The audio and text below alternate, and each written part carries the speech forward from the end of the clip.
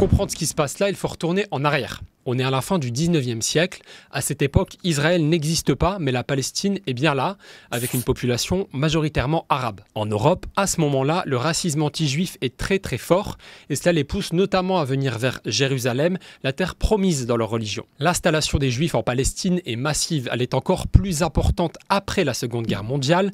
Des millions de Juifs ont été exterminés par les nazis, du coup beaucoup décident de fuir parce qu'ils ont peur pour leur vie. Cette arrivée en Palestine crée beaucoup d'inquiétudes pour les populations qui sont déjà installées là-bas. Donc l'enjeu, c'est de calmer les tensions. Les Nations Unies, une organisation mondiale de pays, propose alors quelque chose, créer deux États.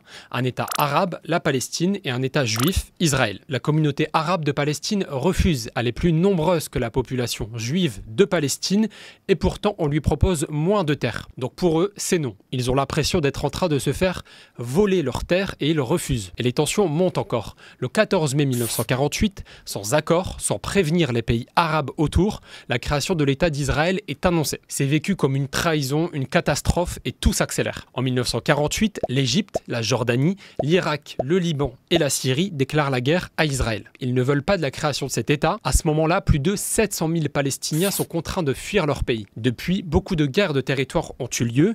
Elles opposent Israël et les pays arabes alentours. Vous avez peut-être entendu parler des noms de ces guerres. On vous les donne là, comme la guerre des 6 jours, la guerre du Kippour. Ces guerres se sont terminées par des victoires d'Israël. En face, les Palestiniens se révoltent. C'est le début de ce qu'on appelle les intifadas. Alors, une intifada, c'est la révolte des Palestiniens.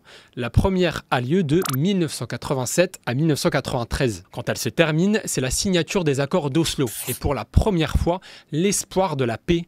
Cet accord est signé entre Israël et l'Organisation de libération de la Palestine. Aujourd'hui, l'Organisation de libération de la Palestine est affaiblie. Beaucoup pensent alors que les deux États vont pouvoir exister et cohabiter, mais non. Les mouvements extrémistes des deux côtés ont eu raison de l'accord qui n'a jamais été appliqué. Maintenant, tout est bloqué, on est entré dans une spirale de violence.